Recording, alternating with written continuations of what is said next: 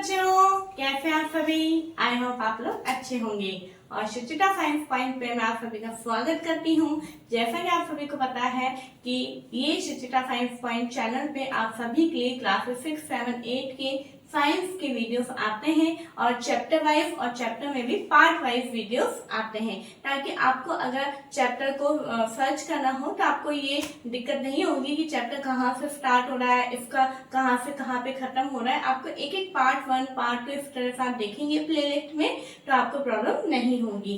ठीक है, और अगर आप पहली बार इस चैनल पे आए हैं तो प्लीज आप इस चैनल को सब्सक्राइब जरूर करिए। ओके, इसी के साथ हम आज का अपना चैप्टर स्टार्ट करते हैं। जैसा कि आप सभी को पता है 7th क्लास की हम कौन सा चैप्टर पढ़ रहे हैं, चैप्टर 3, ठीक है, जिसका नाम है हीट। ओके, हमने लास्ट वीडियो के अंदर हमने क्या पढ़ा था, आई होप आपको थोड़ा सा याद होगा और आपने वीडियो स्टार्ट करने से पहले आपने कॉपी पेन लेके बैठे ही होंगे, है ना। तो थोड़ा सा आप उस पर नजर डाल सकते हैं कि हमने क्या पढ़ा था। हमने पढ़ा था टेम्परेचर के बारे में, हीट के बारे में, टेम्परेचर को किन डिवाइसेस से मेजर किया जाता है, कौन कौन से थर्मोमीटर्स होते हैं, वो सारा हम लास्ट वीडियो के अंदर देख चुके हैं। अगर आपने वो लास्ट वीडियो नहीं देखी है तो प्लीज आप प्लेलिस्ट में जाइए, आप वहां पे आपको last video it means part 1 मिल जाएगा। ठीक है बच्चों, और इसी के साथ आज हम हमारा न्यू टॉपिक उसी चैप्टर के अंदर आगे का एक न्यू टॉपिक हम देखने जा रहे हैं, जिसका नाम है हमारा modes of transfer of heat, है ना। जैसा कि हमने देखा था कि हीट जो होती है वो ट्रांसफर होती है। आप देखते हैं जैसा कि अगर हमने कोई गर्म पानी रखा है, ठीक है, जब तक हमने उसको फ्लेम पे रखा है जब तक वो गर्म हो रहा है, लेकिन जैसे ही हम उसे फ्लेम पे से उतार देते हैं थोड़ी देर बाद हम देखते हैं कि वो पानी ठंडा हो जाता है। तो पानी ठंडा कैसे हो गया, वो जो उसकी जो हीट थी वो कहाँ चली गई। हमने तो उसको पानी को बिल्कुल ठंडा नहीं किया, अपने आप ठंडा कैसे हो गया। तो वो हीट जो है एक जगह से दूसरी जगह पे ट्रांसफर होती है। तो ये जो हीट ऑफ ट्रांसफर है इसके 3 अलग अलग तरीके हैं, मोड्स हैं, उसके बारे में हम पढ़ेंगे। ठीक है, तो आप देख पा रहे हैं मैंने यहाँ पे पूरा एक चार्ट बनाया है। चार्ट के रूप में मैंने इन तीनों को लिखा है, पहले इनकी डेफिनेशन है, वो सारी चीजें हम एक एक का पढ़ेंगे, फिर हम इनकी एक एक की एप्लीकेशन भी देखेंगे। ओके बच्चों, तो फर्स्ट मोड है हमारा conduction, second mode is convection and third mode is radiation. Okay, तो कंडक्शन क्या होता है वो देखते हैं। The process by which heat is transferred from the hotter end to the colder end of an object is known as conduction. Conduction क्या होता है, वो प्रक्रिया जिसके अंदर हीट जो है हॉटर एंड यानी गर्म से ठंडे की तरफ ये जब फ्लो होती है, मतलब कोई भी ऑब्जेक्ट गर्म है, गर्म से जब ठंडे ऑब्जेक्ट की तरफ फ्लो होती है तो प्रोसेस को हम क्या बोलते हैं, कंडक्शन बोलते हैं। क्या बोलते हैं, कंडक्शन बोलते हैं। और ये जो कंडक्शन प्रोसेस है वो मोस्टली किसके अंदर होता है, सॉलिड में होता है, यानी ठोस जो ऑब्जेक्ट होते हैं उनके अंदर होता है। ठीक है, अब यहाँ पे देखिए एक छोटा सा अपन वो देखते हैं कि कैसे होता है। जैसे मान लो फॉर एग्जाम्पल मैंने एक यहाँ पे एक आयरन रोड ली है, यानी एक लोहे की छड़ ली है। ठीक है, ओके, अब यहाँ पे मैंने एक कैंडल ली है। क्या लिया है, एक कैंडल लिया है। उस कैंडल से यहाँ पे इसको मैं हीट कर रही हूँ। अब हीट कर रही हूँ और यहाँ पे आयरन रोड पे मैंने थोड़ी थोड़ी दूर पे क्या लगा दिया है, वैक्स लगा दिया, यानी मोम लगा दिया। मुझे क्या पता करना है, क्या ये आयरन रोड हीट होती है, क्या ये आयरन रोड गर्म होती है, वो कैसे होती है हम देख रहे हैं। तो जैसे ही हमने इसको कैंडल के नीचे रखा, कैंडल इसके नीचे रखी और कैंडल से जब ये फ्लेम इसके ऊपर जा रही है तो हम देखते हैं धीरे धीरे धीरे ये जो वैक्स है वो वैक्स जो है धीरे धीरे पहले यहाँ का मेल्ट होना शुरू होता है, फिर ये मेल्ट होना शुरू होता है, फिर ये मेल्ट होना शुरू होता है। मतलब पहले क्या है, पहले ये वाला पोर्शन गर्म होगा, अभी ये वाला पोर्शन क्या है, ठंडा है। अब अपन ने क्या पढ़ा कि जो हीट है वो hotter end to the colder end, यानी पहले ये गर्म है तो यहाँ से हॉट की तरफ कहाँ पे ट्रांसफर हो रही है, वो कोल्डर एंड की तरफ, यानी गर्म से ठंडे की तरफ हीट फ्लो होती है।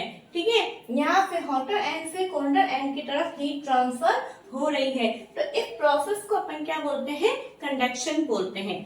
आई होप आपको ये समझ में आ रही है। अब आप देख रहे हैं मतलब ये जो आयरन रोड मैंने लगाई है, लोहे की जो छड़ मैंने लगाई है, इसमें से हीट फ्लो हो रही है। मतलब ये एक ऐसा मटेरियल है जिसमें जो अपने में से हीट को फ्लो होने दे रहा है, अपने में से हीट को पास होने दे रहा है, तो उसको अपन क्या बोलेंगे, उन सब्सटेंसेस को, उन मटेरियल्स को हम बोलेंगे कंडक्टर्स। देखिए इसकी डेफिनेशन क्या होगी, the materials which allow heat to pass through them, यानी वो मटेरियल जो अपने में से हीट को पास होने के लिए अलाउ करते हैं कि हाँ आप पास हो जाओ, ठीक है, उसको अपन क्या बोलते हैं, कंडक्टर्स ऑफ हीट बोलते हैं। ठीक है, एग्जांपल है एल्यूमिनियम, आयरन, कॉपर एक्सेट्रा।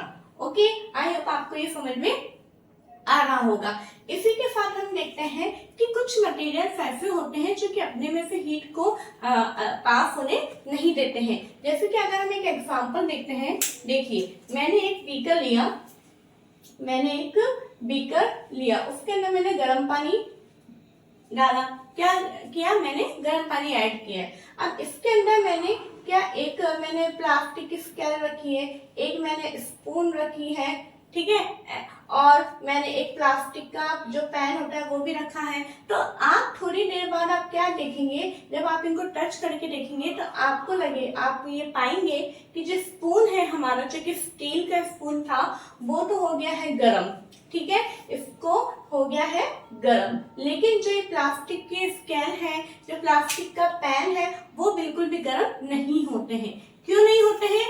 क्योंकि ये वो मटेरियल है जो अपने में से हीट को फ्लो होने नहीं देते हैं, ठीक है, अपने में से हीट को पास होने नहीं देते हैं। तो उन मटेरियल्स को हम बोलेंगे पुअर कंडक्टर या फिर हम बोलेंगे इंसुलेटर। आपको ध्यान हो तो जब हम करंट वाला चैप्टर पढ़ रहे थे तब मैंने आपको इन दोनों की डेफिनेशंस लिखवाई थी, ठीक है, और आपने अगर कॉपी में नोट डाउन की होगी तो जरूर सभी आप इस समय मेरे साथ बोल रहे होंगे कि कंडक्टर्स क्या होता है और इंसुलेटर क्या होता है।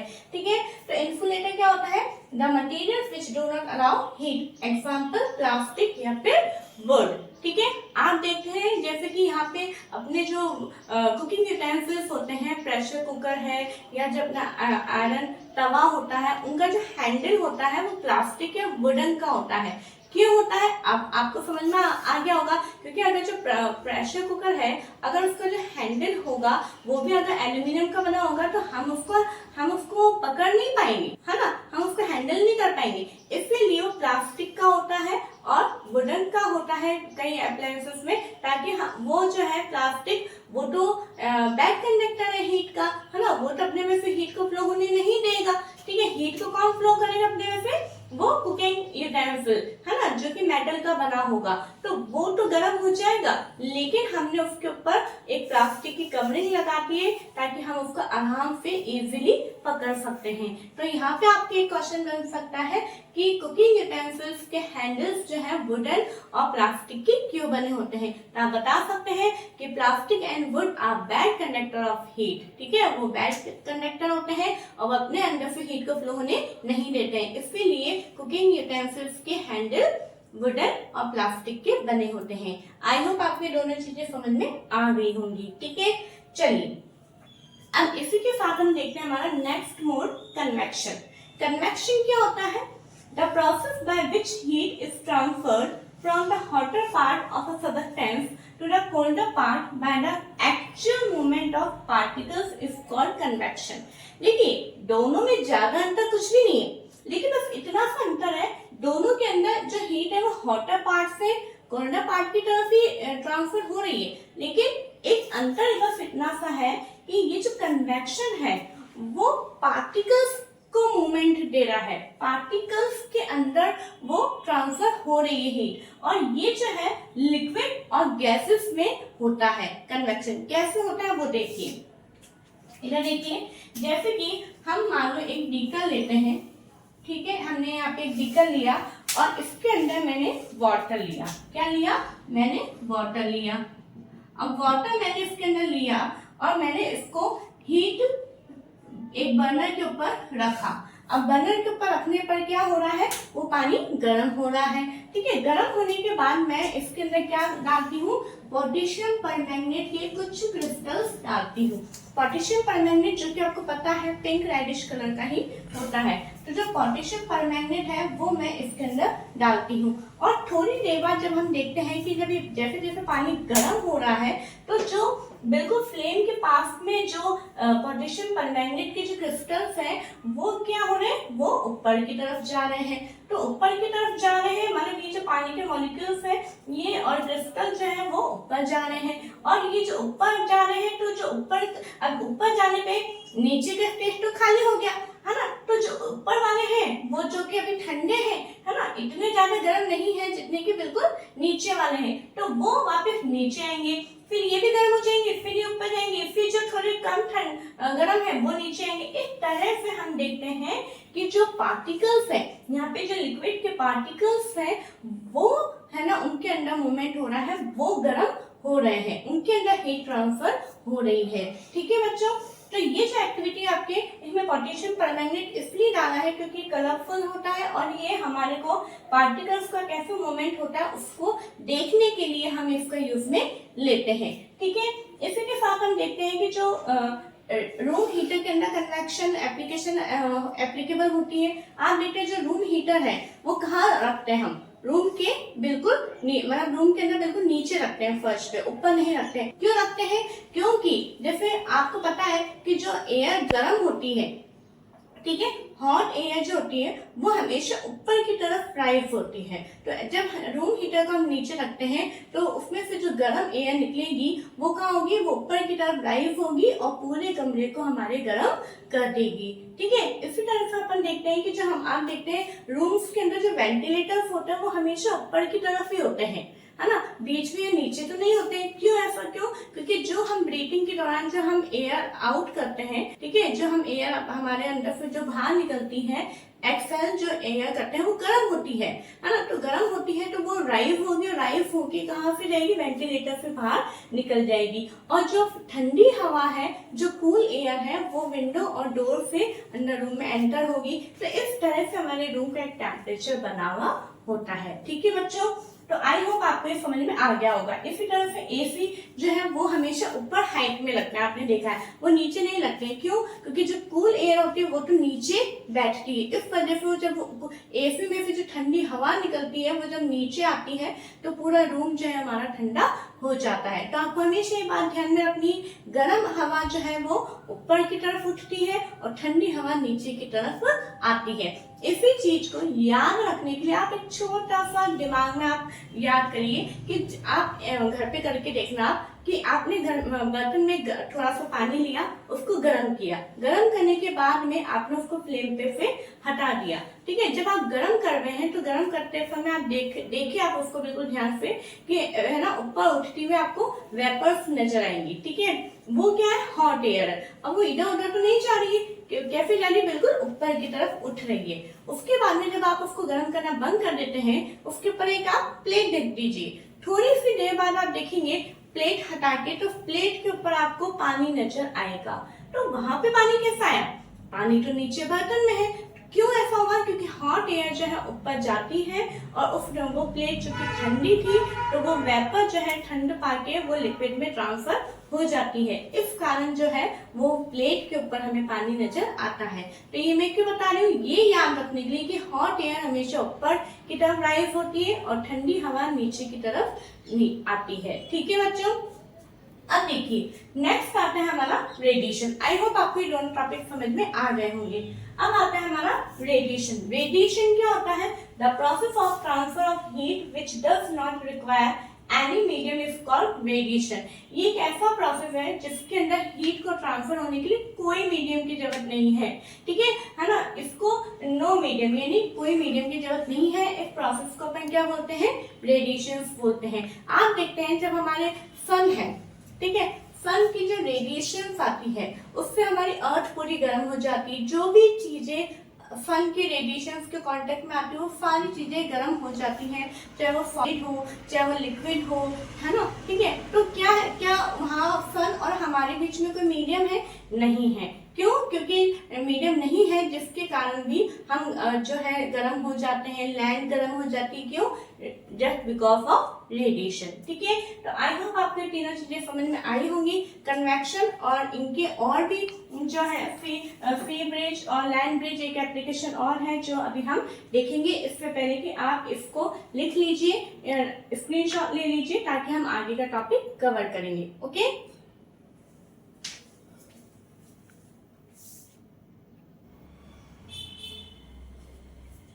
ठीक है बच्चों, अब देखिए जो हमने अभी रेडिएशन पढ़ा था, कन्वेक्शन पढ़ा था, तो कन्वेक्शन के हम एक एप्लीकेशन देखने जा रहे हैं जिसको हम बोलते हैं sea bridge and land bridge. Okay, तो सी ब्रिज क्या होता है? सबसे पहली बात तो ये डे में होता है, इन डे टाइम, दिन के समय में होता है, और लैंड ब्रिज जो है वो रात के समय में होता है। अभी होता क्या है वो देखिए, ये मोस्टली ये प्रोसेस जो है हमें कोस्टल एरियाज में देखने को मिलता है। अब ये क्या होते हैं, जो समुद्र के पास में, ठीक है, जो समुद्र के पास में जो लोग रहते हैं वहां का जो एरिया होता है उसको अपन कोस्टल एरियाज बोलते हैं। तो क्या होता है, during the day the land gets heated faster than the water. दिन के समय में क्या होता है, जो लैंड पोर्शन होता है वो एज कंपेयर टू वाटर जल्दी गर्म होता है। ठीक है, क्या होता है, जल्दी गर्म होता है, मतलब पानी थोड़ा कम गर्म होता है और जमीन जल्दी गर्म होती है। आप देखते हैं गर्मियों के दिनों में जो अगर हम बिना फुटवेयर के अगर हम जमीन पे निकल जाते हैं तो कितनी तेज हमारे पैर जलने का डर रहता है, एकदम फर्श बहुत तेज गर्म हो जाते हैं। और अगर आप रेगिस्तान के एरिया में जाएंगे तो वहां तो हम मिट्टी के अंदर जो होता है बिल्कुल भी नहीं चल सकते हैं। क्यों? क्योंकि जो लैंड पोर्शन होता है वो पानी के कंपेरिजन में बहुत जल्दी गर्म होता है। गर्म तो दोनों होते हैं लेकिन पहले कौन गर्म होगा, लैंड पोर्शन। ठीक है, तो अब क्या हुआ है, the air over the land becomes hotter and rises up। जैसे कि अभी अपन ने थोड़ी देर पहले पढ़ा था कि जो हॉट एयर होती है वो राइज अप होती है। तो अभी जो लैंड पोर्शन है ये जब जल्दी गर्म हो गया है एज कंपेयर टू वाटर, तो क्या होगा, जो लैंड की जो गर्म हवा है वो क्या होगी, राइज अप होगी, यानी ऊपर की तरफ उठेगी। ठीक है, the cooler air from the sea rushes in towards the land to take its place. अब क्या होगा, ये गर्म होगी और गर्म होगी किधर की तरफ जाएगी, सी की तरफ जाएगी, यानी समुद्र की तरफ जाएगी। अभी गर्म हवा जो है जब समुद्र की तरफ फ्लो करेगी तो जो समुद्र की जो ठंडी हवा है, वही वाली बात हो गई जो अपन ने पोटेशियम परमैंगनेट के क्रिस्टल वाला एक्सपेरिमेंट देखा था कि जो गर्म हवा ऊपर जाएगी और तो ठंडे पानी की ठंडी हवा की तरफ वो मूव करेगी, तो ठंडी हवा क्या करेगी, ये ठंडी हवा जो समुद्र की हवा है वो किधर जाएगी, वो जो है वापस जमीन की तरफ जाएगी, फिर ये गर्म होगी, फिर ये इस तरह से ये पूरा सर्किल चलता रहता है। ठीक है, तो यहाँ पे जो एयर है वो किधर से किधर मूव हो रही है, सी टू लैंड की तरफ मूव हो रही है। ठीक है, सबसे पहले समुद्र की जो एयर है वो लैंड की तरफ जा रही है, इसलिए इसको क्या बोला जाता है, सी ब्रिज बोला जाता है। ठीक है, the warm air from the land, जो वार्म एयर है वो लैंड से मूव होती है सी की तरफ, और एक पूरा एक कंप्लीट साइकिल बनता है, और इस साइकिल को हम क्या बोलते हैं, सी ब्रिज बोलते हैं। ठीक है, और आप देख रहे हैं कि जो कोस्टल एरियाज होता है उसके पास में जो घर बने हुए होते हैं, उन घरों की जो विंडोज होती है वो बहुत बड़ी बड़ी होती है और ओपन होती है। क्यों? और उनका जो फेस होता है वो समुद्र की तरफ होता है, यानी वो उनके जो दरवाजे हैं विंडो के वो समुद्र की तरफ खुलते हैं। ऐसा क्यों होता है?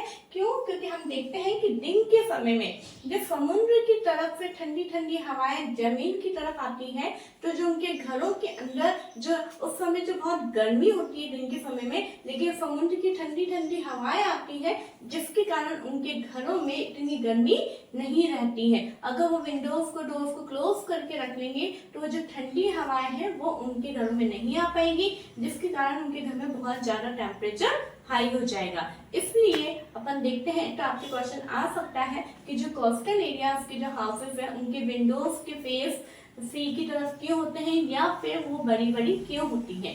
ठीक है बच्चों, देखिए अब हमारा जो आता है लैंड ब्रिज, क्या होता है, ये रात के समय में होता है। दिन के समय में ये चलता रहेगा प्रोसेस, अब उसके बाद में रात भी होगी तो रात में भी कुछ ना कुछ तो होता रहेगा, क्योंकि एयर जो है वो कभी रुकती नहीं है। तो रात के अंदर क्या होता है, at night it is exactly the reverse. रात के अंदर ये प्रोसेस बिल्कुल रिवर्स हो जाता है, यानी अपोजिट हो जाता है। अब क्या होता है, the water cools down more slowly than the land. अब पानी क्या होता है, मतलब पानी जो है गर्म भी धीरे होता है और ठंडा भी जल्दी हो जाता है।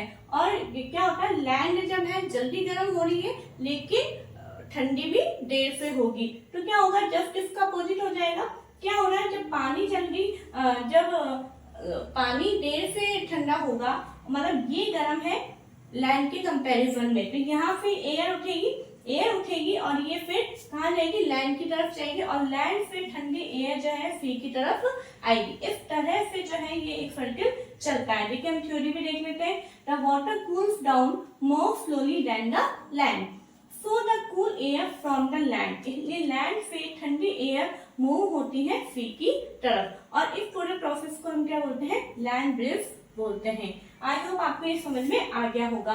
ये मेन आपको याद में रखना है कि लैंड ब्रिज कब होता है, इन नाइट, और सी ब्रिज कब होता है, इन डे टाइम, दिन के समय में। ठीक है, अब देखते हैं हम आगे एक और हम एप्लीकेशन देखते हैं कि हमने यहाँ पे एक एक्टिविटी करी, दो एक्टिविटी के यहाँ पे मैंने बनाया है जो कि आपकी बुक में है। दो कंटेनर लिए हैं, एक कंटेनर पे डार्क कलर किया हुआ है बिल्कुल, और एक कंटेनर को व्हाइट कलर या फिर हम इसको लाइट कलर भी बोल सकते हैं। ठीक है, अब लाइट कलर में आप कौन सा कलर करोगे, तो इस हिसाब से मैंने व्हाइट लिख दिया है। अब इन दोनों को हमने जो है पूरा वाटर से, इक्वल वाटर से हमने इसको फिल किया है और उसको हमने सनराइज के नीचे रख दिया है। कुछ देर बाद हम देखते हैं कि जो है कौन से कंटेनर का पानी ज्यादा गर्म मिलेगा हमें, आप बताइए।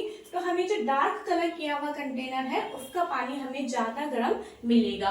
क्यों? क्योंकि इसके पीछे एक रीजन है कि जो डार्क कलर होता है, dark colour absorb and radiate the heat, यानी डार्क कलर जो होता है वो हीट को एब्सॉर्ब करता है, सबसे पहली बात। दूसरी बात, एक और एक्टिविटी है कि हमने क्या किया है, दो कंटेनर लिया है, वही डार्क कलर और लाइट कलर का। ठीक है, दोनों कंटेनर के अंदर हमने 60 डिग्री सेल्सियस जितना गर्म पानी हमने इन दोनों के अंदर लिया है। ठीक है, फिर इन दोनों कंटेनर्स को हमने शेड यानी एक बंद कमरे के अंदर रख दिया है।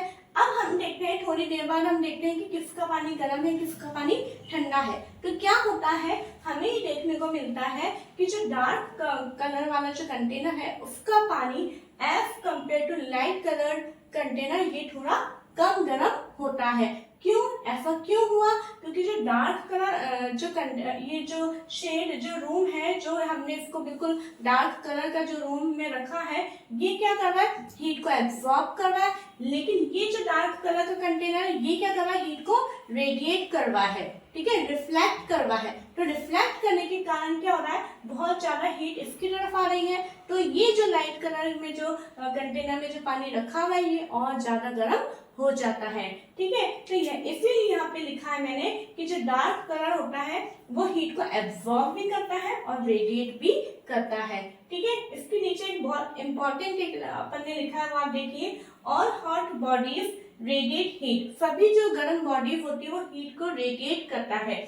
When this heat falls on some object, जब ये हीट किसी ऑब्जेक्ट के ऊपर गिरती है, a part of it is reflected, तो उस ऑब्जेक्ट का एक पार्ट उस हीट को रिफ्लेक्ट करेगा, a part is absorbed, एक हिस्सा उसको एब्सॉर्ब करेगा, and a part may be transmitted, और ये भी हो सकता है कि एक पार्ट उस हीट को ट्रांसमिट भी करे। तो ये जो रीजन है उसी रीजन के बिहाफ पे है ना, उसी रीजन के बिहाफ पे हम विंटर्स में, समर्स में जो कपड़े पहनते हैं वो इसी रीजन के आधार पे हैं।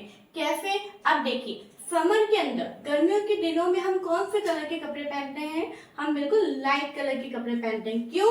क्योंकि जो लाइट कलर जो होता है वो क्या करता है, हीट को रिफ्लेक्ट करता है। ठीक है, तो अपने पास उससे वो अपनी बॉडी को, हीट को प्रोटेक्ट करके रखता है ताकि हीट हमारे पास ना आए। और ऐसे विंटर्स में क्या होता है, जो हम वुलन क्लोथ्स पहनते हैं, तो वुलन क्लोथ्स क्या होता है, वूल एक बैड कंडक्टर है, वूल एक बैड कंडक्टर है हीट का। तो वो क्या करता है, जो हमारी बॉडी में से जो हीट निकलती है उस हीट को बाहर जो है फ्लो होने नहीं देता है। ठीक है, तो फ्लो होने नहीं देता है तो वो हीट हमारी बॉडी पर ही रहती है, जिसके कारण जो है हम वुलन क्लोथ पहनते हैं। और आप देखते हैं सर्दियों में हम जो है डार्क कलर के कपड़े भी पहनते हैं। क्यों? क्योंकि जो डार्क कलर होता है वो हीट को एब्सॉर्ब करता है। ओके, और हम आप देखते हैं कि जो है आजकल घरों के अंदर एक रूम के टेम्परेचर को बनाए रखने के लिए क्या किया जाता है कि ज्यादा गर्म ना हो बिल्डिंग, उसके लिए जो बाहर की जो दीवारें होती हैं उनकी जो ब्रिक्स होती है वो होलो ब्रिक्स काम में ली जाती है। उन ब्रिक्स में कुछ स्पेस होता है जिसके कारण वो एयर को ट्रैप्ड कर लेती है और एयर क्या करता है, उस हीट को पास होने से रोकता है, जिसके कारण रूम का टेम्परेचर ज्यादा नहीं होता है। ठीक है बच्चों, इसी तरह से ये अपना यहाँ पे चैप्टर कंप्लीट होता है। एक और जैसे कि आप देख रहे हैं कि हम गर्मियों में हम अम्ब्रेला काम में क्यों लेते हैं, इसीलिए लेते हैं कि जो अम्ब्रेला है ना, वो क्या करेगा, वो रिफ्लेक्ट करेगा, मतलब हमारे तक उस हीट को आने नहीं देगा।